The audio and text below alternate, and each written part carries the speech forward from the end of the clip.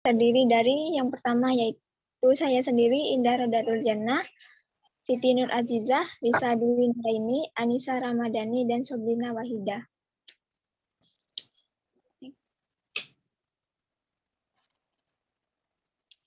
Yang pertama akan dijelaskan oleh Sobrina. Kepada Sobrina dipersilahkan. Menurut KBBI atau Kamus Besar Bahasa Indonesia, inflasi adalah penurunan nilai mata uang kertas yang disebabkan oleh pesatnya peredaran mata uang kertas sehingga mengakibatkan kenaikan harga suatu komoditas. Dalam ekonomi konvensional, inflasi sudah sering terjadi, yaitu berupa gejala kenaikan harga barang-barang yang bersifat umum dan secara terus-menerus. Kenaikan harga barang tersebut yang secara terus-menerus tidak berlangsung dalam jangka waktu tertentu, tetapi untuk waktu yang lama. Baik, saya serahkan kembali kepada moderator.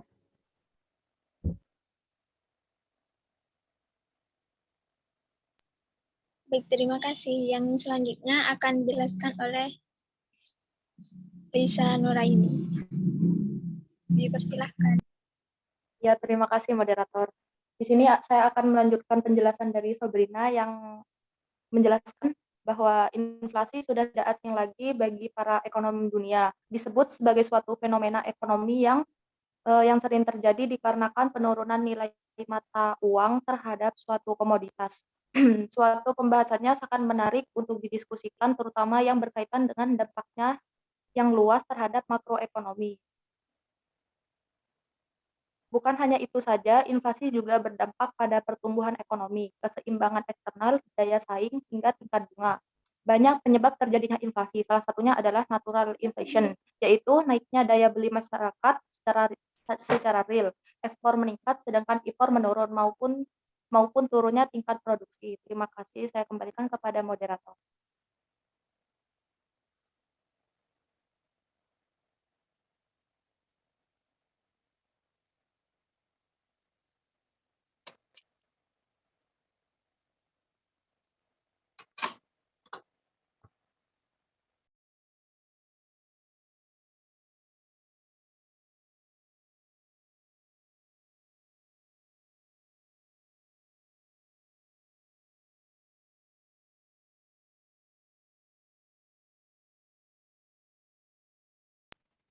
Terima kasih Lisa. Yang selanjutnya akan dipaparkan oleh Anissa.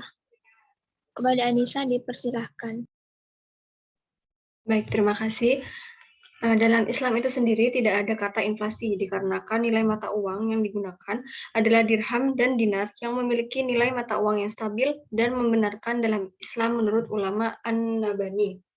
Ada alasan mengapa mata uang dalam Islam yang sesuai adalah emas, karena Islam melarang praktik menumpuk harta. Islam juga melarang emas dan perak meskipun aset tersebut merupakan barang yang bisa dijadikan sebagai bahan kekayaan.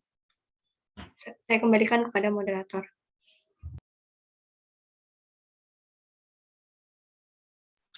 Terima kasih Anissa. Yang slide selanjutnya akan dipaparkan oleh Aziza. Kepada Aziza dipersilahkan. Baik, terima kasih moderator. Di sini saya akan menjelaskan dampak inflasi yang merugikan dan berbicara buruk sehingga mengganggu kestabilan ekonomi. Yang pertama, inflasi akan menimbulkan gangguan terhadap fungsi uang, terutama fungsi tabungan atau nilai simpanan, fungsi dari pembayaran di muka, dan fungsi dari unit perhitungan. Yang kedua, dampak inflasi yaitu turunnya marginal propensity to save atau melemahnya semangat menabung pada masyarakat dan sikap terhadap menambah untuk diri sendiri. Yang ketiga, inflasi akan mengarahkan masyarakat untuk melakukan kegiatan investasi yang mengarah pada hal-hal yang non-produktif seperti penumpukan kekayaan. Yang keempat, menurunnya tingkat kesejahteraan rakyat. Hal ini dikarenakan inflasi menyebabkan daya beli menurun karena pendapatan yang didapatkan juga menurun, khususnya bagi masyarakat yang berpenghasilan tetap bahkan kecil. Yang kelima, terganggunya stabilitas ekonomi. Inflasi mengganggu stabilitas ekonomi sehingga merusak harapan masa depan bangsa bagi para pelaku ekonomi Indonesia. Hal ini akan merugikan semua pihak, terutama konsumen yang berpenghasilan kecil. Semakin hari, konsumen tersebut akan mengalami kesulitan untuk memenuhi kebutuhan hidupnya yang sehari-hari karena harga yang semakin naik. Sedangkan bagi produsen, inflasi dapat menguntungkan dan juga dapat merugikan.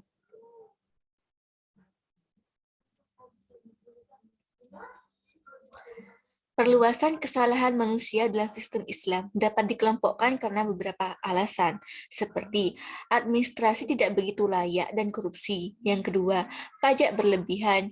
Yang ketiga, ihtikar atau penimbunan barang. Dan yang keempat, emosional market. Saya serahkan kepada moderator.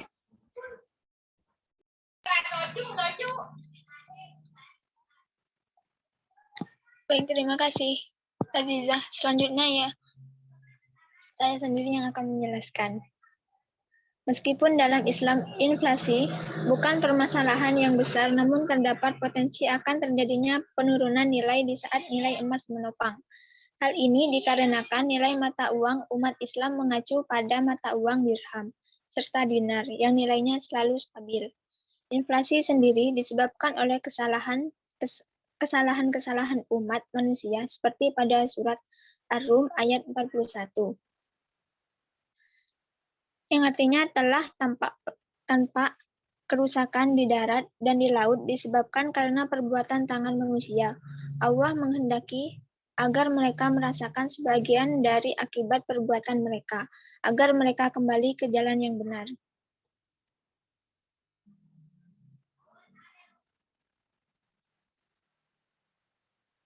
Itulah pemaparan dari kelompok kami. Kurang lebihnya mohon maaf. Wassalamualaikum warahmatullahi wabarakatuh.